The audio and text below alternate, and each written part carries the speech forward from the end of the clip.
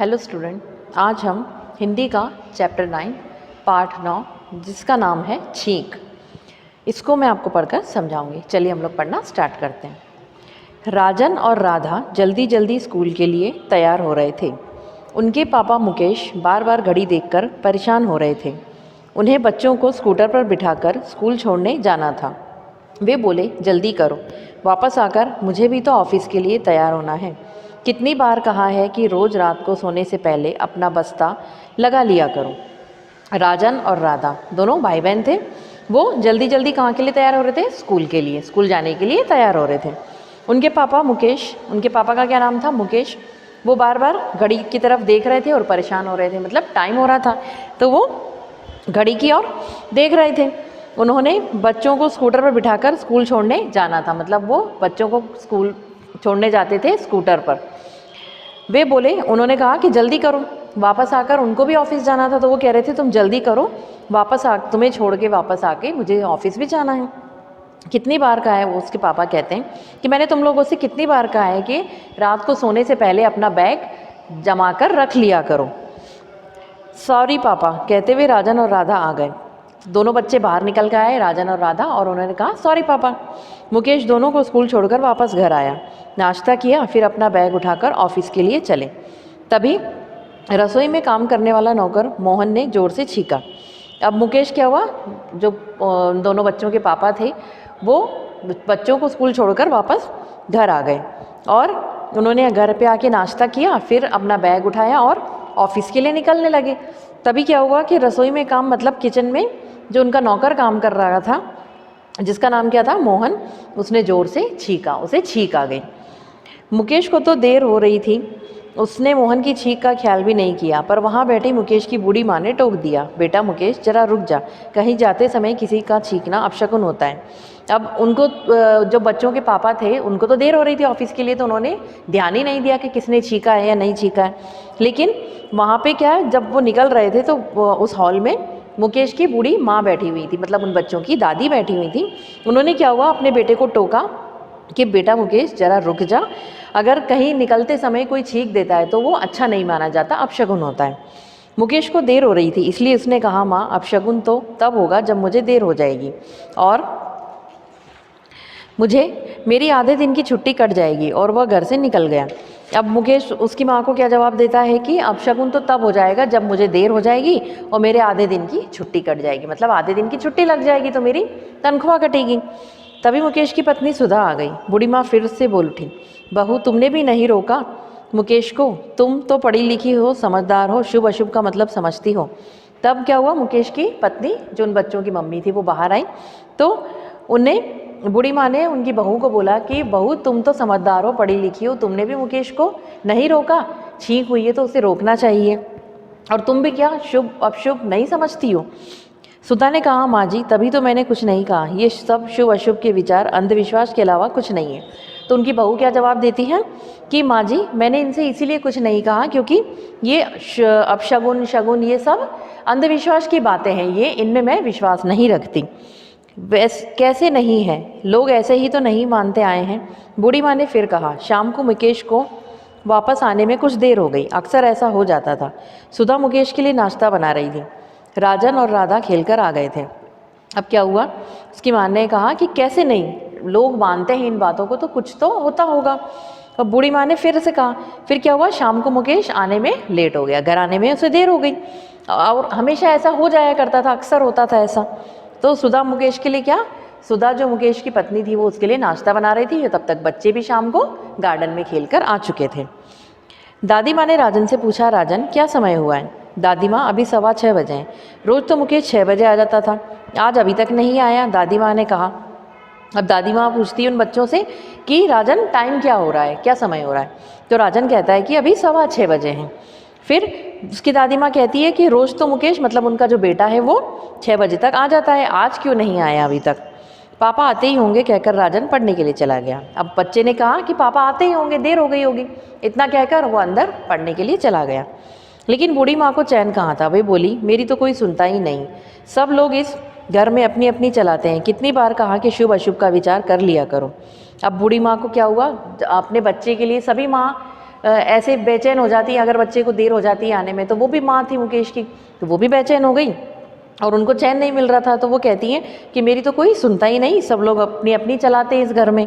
और कितनी बार का है कि शुभ मतलब तो सब लोगों से मैं कितनी बार कहती हूँ कि अब शगुन और शगुन का विचार कर लिया करो, मतलब इन्हें माना करो। थोड़ी देर में मुकेश लौटा, हाथ में बैग के अलावा मिठाई का डब्बा भी था।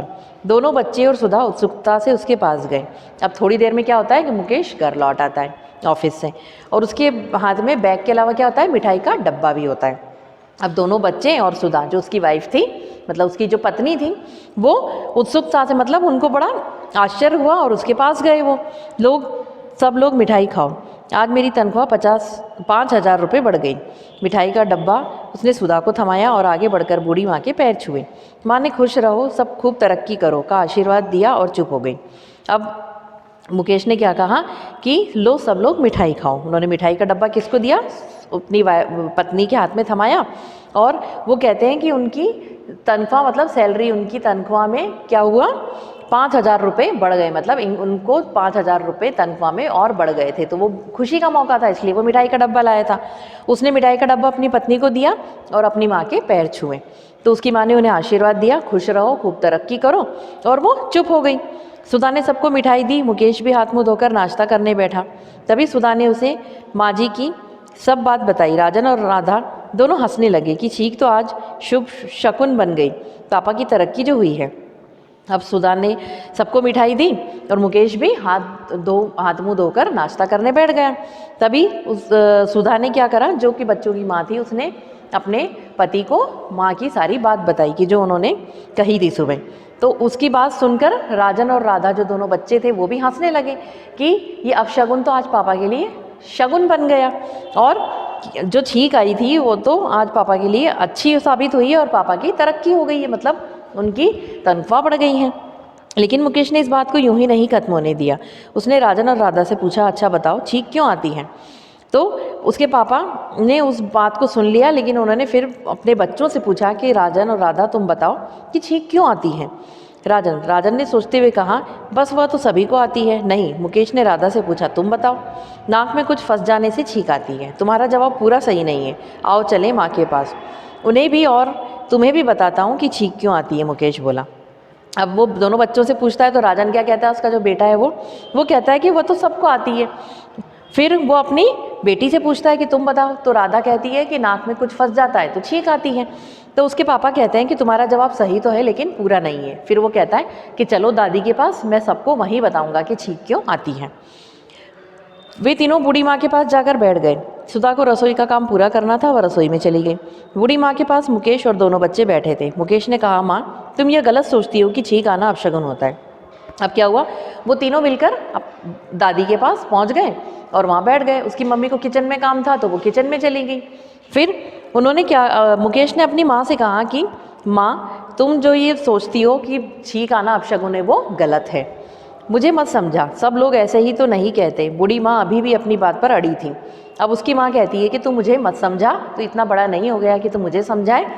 सब लोग कहते हैं वो बात सही है, और वो अपनी बात पर क्या थी, अड़ी हुई थी। मतलब वो अपनी बात को मानने को, वो अपने बेटे की बात को मानने को तैयार नहीं थी, अपनी बात ही मनवा रही थी।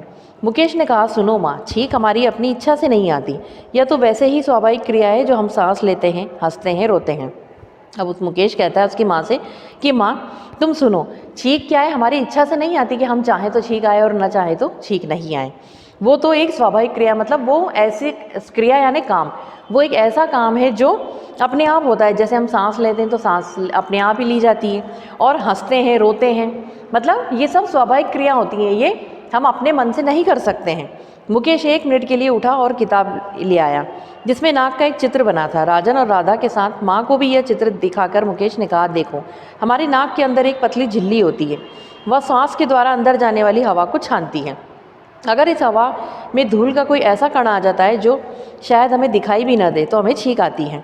अब वो उसकी एक किताब उठाता है और किसको दिखाता है, उसमें एक नाक का चित्र बना था, इस नोज़ का एक चित्र यानी पिक्चर बना हुआ था। तो वो पहले अपने बच्चों को दिखाता है वो फोटो, उसके बाद अपनी माँ को भी दिखाता है, और फिर क्या कहता है कि देखो हमारी नाक के अंदर एक पतली झिल्ली होती है, मतलब नाक के अंदर एक पतली सी झिल्ली यानी एक परत सी होती है, और वो क्या करती है, वो सांस के द्वारा अंदर ले जाने वाली, जैसे हम सांस लेते हैं तो हमारे अंदर क्या जाती है, हवा जाती है, तो वो झिल्ली उस हवा को छानती है, मतलब उसमें कोई जैसे अपन लोग कोई चीज़ छानते हैं ना कि कचरा कचरा ऊपर रह जाए, नीचे साफ चीज़ निकल जाए, तो वो झिल्ली उस हवा को छान कर अंदर हमारे फेफड़ों तक पहुंचाती है। तो अगर इस हवा में और उस हवा में अगर कोई धूल का कण या कोई छोटा सा भी कण होता है तो क्या होता है, उसकी वजह से हमें छींक आती है, जो कि हमें दिखाई भी नहीं देता, इतना छोटा होता है, वो झिल्ली में फंसता है तो हमें छींक आ जाती है। वह ऐसे कण ही हमारी झिल्ली से टकराता है तो झिल्ली में खुजलाहट या सुरसुराहट होती है और छींक की क्रिया अपने आप हो जाती है। अब वो कहता है कि जब वो कण उस झिल्ली से टकराता है तो क्या होता है, एक सरसराहट या झनझनी सी होती है जिसकी वजह से हमें छींक आ जाती है, और ये क्रिया अपने आप हो जाती है, हम करते नहीं हैं उसको। राजन और राधा ने कहा, शायद होता यह है कि नाक की झिल्ली में सुरसुराहट होने से अंदर गई हवा झटके से बाहर आती है, इससे फंसा हुआ धूल का कण वापस बाहर निकल जाता है। अब राजन और राधा दोनों बच्चे क्या कहते हैं कि यह होता होगा कि नाक की झिल्ली में सुरसुराहट होने से, मतलब कोई हलचल होने से अंदर गई हवा झटके से बाहर आती, छींकते तो हम देखा ना आपने, हवा बाहर आती है झटके से, उससे क्या होता है कि जो वो कण या धूल जो फंसी होती है वो क्या होती है, वापस छींक से बाहर निकल जाती है। इस बीच सुधा ने रसोई में छौंका लगाया। उसके बाद मुकेश, राजन और राधा तीनों को लगभग एक साथ ही छींक आ गई। छींक रुकने पर तीनों खूब हंसे। अब क्या हुआ, उसकी माँ ने क्या किया, खाना बना रही थी तो उसकी माँ ने छौंक लगाया, जैसे सब्जी में हम दाल में छौंक लगाते हैं ना, तो उसकी माँ ने जब छौंका लगाया तो उन लोगों को, तीनों को, राजन, राधा और उसके पापा को छींक आ गई, वो भी एक के बाद एक छींक आई लगातार। तो जब छींक आई तो वे तीनों छींकने के बाद क्या हुआ, खूब हंसने लगे जोर से। राजन बोला, पापा इस बार तो छींक किसी और कारण से आई है। तो राजन कहता है अपने पापा से, पापा इस बार तो हमको छींक किसी और वजह से आई है। हाँ, तुम्हारी मम्मी ने जिन चीज़ों से छौंक लगाया है उनके गुण उस हवा में आए जिससे हमें अपने सांस के द्वारा खींचा, उस हवा से नाक की झिल्ली में खुजलाहट या सुरसुराहट हुई और छींक आ गई। तो उसके पापा उसे समझाते हैं कि हाँ, तुम्हारी मम्मी ने जिन चीज़ों से छौंक लगाया है, मतलब उसमें जो मसाले डाले हैं उसके गुण क्या हुए, हवा में आ गए, मतलब उसकी स्मेल या उसकी महक हवा में आ गई और वो हमने सांस के द्वारा अंदर खींची, तो उस हवा से नाक की झिल्ली में क्या हुई, खुजलाहट या सुरसुराहट हुई और उसकी वजह से हमें छींक आ गई। इसी तरह जब हम उस जगह से गुजरते हैं जहाँ मिर्च की बोरियां रखी हो, या जब मिर्च का पाउडर तोलने वाले के बिल्कुल पास हम खड़े होते हैं तो हमें छींक आती है। कारण ही वही है कि हवा में मिर्च के अदृश्य कण आकर हमारी नाक की झिल्ली से टकराते हैं। अब उसके पापा उसको समझाते हैं कि जैसे हम कहीं मिर्च के ठेले के पास से गुजरते हैं, या जहाँ मिर्च की बोरियां रखी हो, या फिर मिर्च का पाउडर कोई तोल रहा हो, मिर्च तोल रहा हो, ऐसी जगह से जब हम गुजरते हैं तो हमें क्या होती है, उस मिर्ची के जो अदृश्य कण होते हैं छोटे छोटे, वो हमारी नाक के अंदर झिल्ली से टकराते हैं और उसकी वजह से हमें छींक आ जाती है। और पापा, जुकाम होने पर भी तो छींक आती है? राधा ने पूछा। जुकाम में नाक की झिल्ली में हल्की सूजन आ जाती है, तब सांस द्वारा जाने वाली हवा उससे रगड़ खाती है, साथ ही अंदर से आने वाला पानी भी झिल्ली में सुरसुराहट पैदा करता है, इसलिए छींक आती है। तो उसके पापा से राधा पूछती है, जो कि उसकी बेटी है, कि पापा इस छींक हमें जुकाम की वजह से भी आती है? जब हमें जुकाम हो जाता है, जब जुकाम होता है, देखा आपने, छींक आती है बहुत सारी। तो उसके पापा कहते हैं कि जुकाम में नाक की झिल्ली में हल्की सूजन आ जाती है, मतलब जो हमारे अंदर नाक की झिल्ली है उसमें हल्की सी स्वेलिंग या सूजन आती है।